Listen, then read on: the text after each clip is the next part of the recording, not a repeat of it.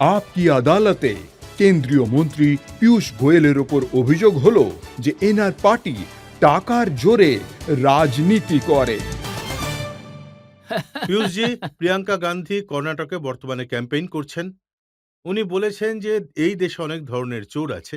কেউ দোকানে চুরি করে, কেউ বাড়িতে ঢুকে চুরি করে, কিন্তু এমন কিছু লোক আছে যারা বিজেপির নেতা, যারা সরকারটাই চুরি করে নেয়। দেখুন, আমি মনে করি যে ভারতে চোরেদের সংখ্যা কম রয়েছে আর সৎ লোকজনদের সংখ্যা অনেক বেশি আছে। হয়তো প্রিয়াঙ্কা গান্ধীর নিজের অভিজ্ঞতা কংগ্রেস পার্টিতে এরকমই কিছু একটা হবে যে লোকজনরা চুরি চামারি করে। আর প্রিয়াঙ্কা গান্ধী বলছিলেন যে কর্ণাটকে আমাদের সরকার ছিল আর বিজেপি আমাদের এমএলএদের চুরি করে নিয়েছে। মানে আপনারা এরকম লোকজনদের টিকিট দেন যারা চুরি করার জন্য বসে আছে?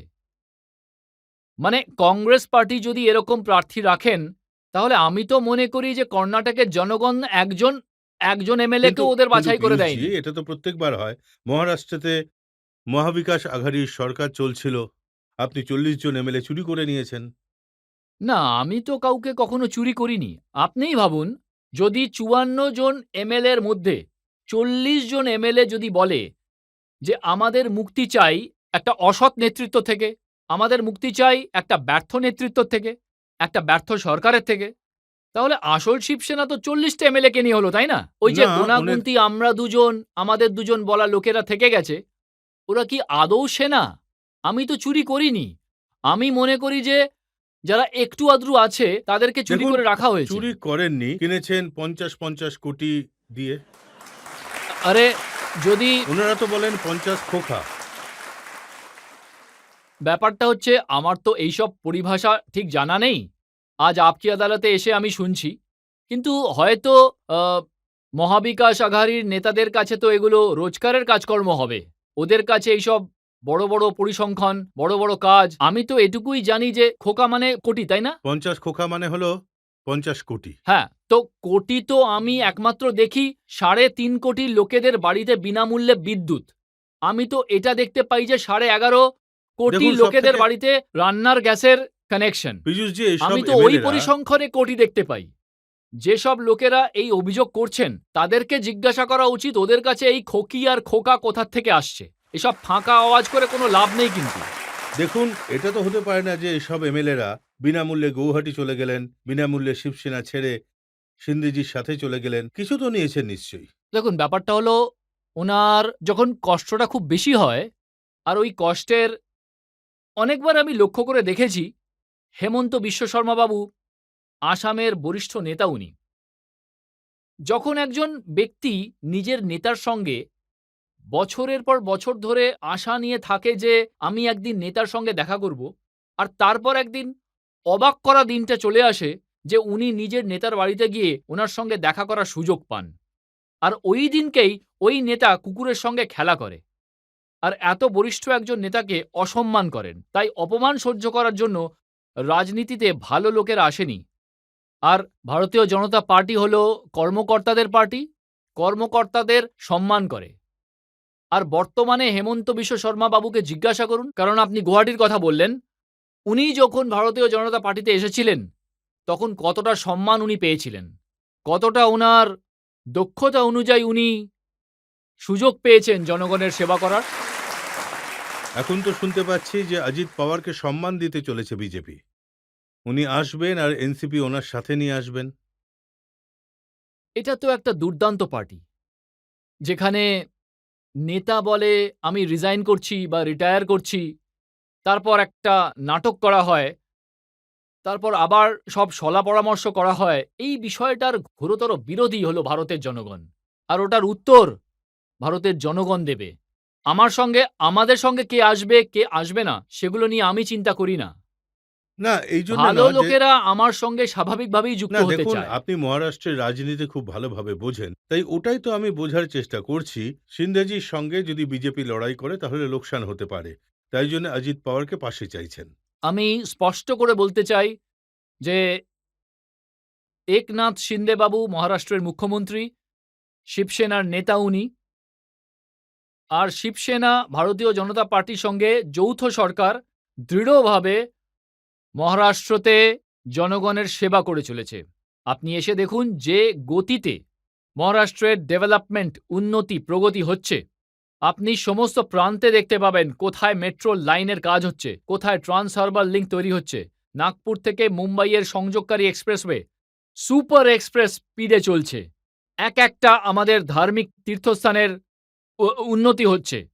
যেভাবে আমাদের দেশের মহারাষ্ট্র রাজ্যের প্রত্যেকটা গ্রামে নতুন আধার বুথ সুবিধা পৌঁছেছে, অনেকটা একজন বন্ধুর মতো শিন্দে বাবু আর দেবেন্দ্র ফডনবিস জনগণের সেবা করে চলেছেন। আপনাকে নিশ্চিত ভরসা দিচ্ছি, শিন্দে বাবু আর ফডনবিস বাবু দুজনে মিলে শিবসেনা বিজেপি সরকার চালাবে। খুব শক্তিশালী সরকার এটা। আর প্রধানমন্ত্রী নরেন্দ্র মোদী বাবুর মতাদর্শ আর ওনার নেতৃত্বতে আর মহারাষ্ট্রের সেবা করবেন। পরের নির্বাচনটা জিতবেন। পরের নির্বাচন সুইপ করবে। মহারাষ্ট্রের জনগণ এতটাই ব্যথিত ছিল বিকাশ আঘাড়ির থেকে। রাহুল গান্ধী বলেন যে ভারতীয় জনতা পার্টি নির্বাচনে এই জন্যে জেতে কারণ ওদের কাছে অনেক টাকা আছে, কোটি কোটি টাকা।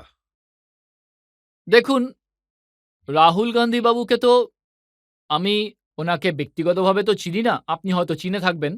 যদি আপনি বা মাননীয় বিচারক বাবু ওনাকে সলা পরামর্শ দিতে পারেন, তাহলে ওনাকে এটাই বলুন যে উনি ভারতের জনগণকে অপমান করা বন্ধ করুক। উনি তো নিজের এমএলএদের অপমান করেনি, তাছাড়া নিজের মুখ্যমন্ত্রীদেরকে বারবার অপমান করতেই থাকেন। আপনাদের মনে থাকবে যে কংগ্রেসের সময়কালে কতজন মুখ্যমন্ত্রীকে অপমান করা হয়েছিল, কতজন মুখ্যমন্ত্রীকে রাতারাতি বের করে দেওয়া হয়েছে, কতজন মুখ্যমন্ত্রীর সরকার ধ্বংস করে দিয়েছেন। ওটাই হলো কংগ্রেসের কাজ করার ধরন। কিন্তু উনি যখন নিজের পার্টিকে অপমান করেন, সেটা উনি আর ওনার পার্টির লোকই বুঝে নিক। ভারতের জনগণকে অপমান যেন না করে, কারণ ইলেকশন ভারতের জনগণের শক্তিতে আমরা জিতেছি। ভারতের জনগণের ভোটের দ্বারা মোদীবাবুকে বর্তমানে ৩০৩টে সিট বিজেপি একাই জিতিয়েছে। পূর্ণ সমর্থনের সরকার দুবার এই জনগণ আমাদেরকে দিয়েছে। মোদীবাবুকে ভালোবেসে ওনার উপর বিশ্বাস করে দিয়েছে। জনগণকে অপমান করা দয়া করে রাহুল গান্ধী বাবু বন্ধ করুক। এই প্রশ্ন পীযূষজি আপনাকে এই জন্য জিজ্ঞেস করছি কারণ আগে তো ভারতীয় জনতা পার্টির কাছে কোনো ফান্ড থাকতো না, কিন্তু যখন পীযূষ গোয়েল ট্রেজারার হলেন, উনি সবথেকে বড় বড় কানেকশন, শিল্পপতিদের কানেকশন আপনি ব্যবহার করলেন, আর বিজেপির কাছে অনেক ফান্ড চলে এলো। এখন নির্বাচনে বিজেপির তো টাকা খরচ করতে কোনো অসুবিধা হয় না। দেখুন, ভারতীয় জনতা পার্টির কাছে যে টাকা আসে সেটা সৎভাবেই আসে। ভারতীয় জনতা পার্টির কাছে টাকা আসে, সেটা সোজা ব্যাংক অ্যাকাউন্টে চলে যায়। ভারতীয় জনতা পার্টিতে যখন কোনো ডোনেশন দেন, তখন সেটা কিন্তু কয়লা খনিতে জমা পড়ে না, ক্রিপ্টোতে জমা হয় না। ওটা আউট অফ ফিলিং যে দেশে ভালো কিছু, মানে ওদের মনে যখন সেই চেষ্টাটা থাকে, ইচ্ছেটা থাকে যে একটা ভালো সরকার কাজ করুক, সেটার জন্যই টাকা আসে। আর সেটা সোজা ভারতীয় জনতা পার্টির অ্যাকাউন্টে চলে যায়। আর সেই কারণেই আপনারা সবাই সেটা দেখতে পান। এই পার্টিগুলোর উত্তর দেওয়া উচিত, যখন ওদের কালেকশন হয় পার্টি ফান্ডের জন্য, তখন সেই টাকাগুলো যায় কোথায়? ওটা কি নিজেদের পকেটে ঢোকে, নাকি পার্টি ফান্ডে আসে? যদি পার্টি ফান্ডে এসে থাকে, তাহলে কেন ওরা চেক দিয়ে টাকা নেয় না পার্টি ফান্ডে? ব্যাংকের মাধ্যমে কেন পার্টি ফান্ডে টাকা ঢোকায় না? এই প্রশ্নগুলোর তো বাস্তবে ওই পার্টিগুলোরই উত্তর দেওয়া উচিত। রাহুলজি তো বলেন যে বিজেপি যে নীতি তৈরি করে সেটা সেই ৪-৫ জন শিল্পপতিদের সাপোর্ট করার জন্য হয়, তাই জন্যে এত টাকা আসে। আমি পূর্ণ আত্মবিশ্বাসের সঙ্গে আজ বলতে পারি আপকি আদালতে, যে ভারতীয় জনতা পার্টি হচ্ছে একমাত্র পার্টি যার সরকারে বর্তমানে দেশের কোনো শিল্পপতি এটা বলবে যে তাদের এই পার্টি থেকে, এই পার্টির কোনো সরকারের থেকে কোনো সুবিধা পেয়েছেন, কোনো কন্ট্রাক্ট পেয়েছেন, কোনো ডিউ প্রসেস ছাড়াই স্বচ্ছ সুযোগ সুবিধা প্রত্যেককেই দেওয়া হয়। এরকম হয়নি, একটা ঘটনাও কেউ সামনে নিয়ে আসুক। দেখুন, উনি তো রোজ সকলকে গোনান যে আদানিকে পোর্ট দিয়ে দিয়েছে, এয়ারপোর্ট দিয়ে দিয়েছে, মাইন দিয়ে দিয়েছে, গ্যাসও দিয়ে দিয়েছে, ক্ষমতাও দিয়ে দিয়েছে, সবকিছু আদানিকে দিয়ে দিয়েছে। যখন পোর্টের কথাই উঠল, তাহলে পোর্ট তো যখন কংগ্রেসের সরকার ছিল তখন উনি পেয়েছিলেন, তাই সেটার উত্তর তো উনি নিজেই দিক যে পোর্ট কি করে আদানি বাবু পেলেন। রাজস্থানে ওনার সোলারের অনেক বড় একটা প্রজেক্ট হতে চলেছে, তখন কারা আশেপাশে বসেছিল? রাজস্থানের মুখ্যমন্ত্রী আর উনি বসে কি কথা বলেছিলেন সেটাও খোলসা করে বলুক তাহলে। কারণ আমরা তো এরকম কোনো জমি ওনাকে দিইনি যে এই নিন আপনার জমি, আপনি এখানে প্ল্যান্ট করুন।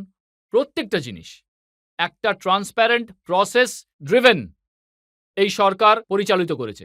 আজ পর্যন্ত কোনো অভিযোগ এরকম করাই হয়নি যে এই সরকার থেকে এই সুবিধাটা পাওয়া গেছে। এয়ারপোর্টের কথা আপনি বললেন, স্বচ্ছ ব্যবস্থার মাধ্যমে ওনাকে এয়ারপোর্টের ম্যানেজমেন্টের কন্ট্রাক্ট দেওয়া হয়েছিল।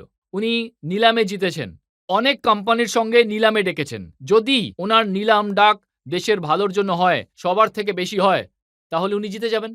যদি কেউ অন্য কেউ জিততো, তাহলে সে পেয়ে যেত। তাই এটা তো একটা নিলাম ডাকের প্রসেস, প্রত্যেকের জন্য খোলা আছে। পরের বার রজতবাবু আপনিও বিড করবেন। কিন্তু হিন্ডেনবার্গের রিপোর্টে গৌতম আদানির উপর অনেক ধরনের অভিযোগ করা হয়েছে। আপনি তো ব্যাংকিং এর, ফাইন্যান্সের এক্সপার্ট, আপনি হয়তো বুঝবেন ওটা অনেক গুরুতর অভিযোগ। যা অভিযোগ করা হয়েছে সেটার উপরে নিশ্চয়ই ইনভেস্টিগেশনও করা হচ্ছে। তদন্ত কমিটি গঠিত হয়েছে। দেখা যাক ওরা কি বলে, কি ওরা বের করে। কিন্তু এইভাবে দেশের অর্থব্যবস্থাকে এক প্রকার নড়বড়ে করে দেওয়ার যে চেষ্টা, যদি বিদেশি শক্তিরা করে থাকেন, তাহলে এটা অনেক গুরুতর একটা বিষয়। আর এতে ভারতের অর্থব্যবস্থার সঙ্গে যুক্ত সমস্ত মানুষদের চিন্তা এখন করাটা তো দরকার। শরদ পাওয়ার বলছেন যে ইনি নিজের সুবিধের জন্য এই রিপোর্ট বার করেছেন। স্বাভাবিকভাবে ওটাই আসল সত্যি। উনি যেটা আসল সত্যি সেটাই দেশের সামনে তুলে ধরেছেন।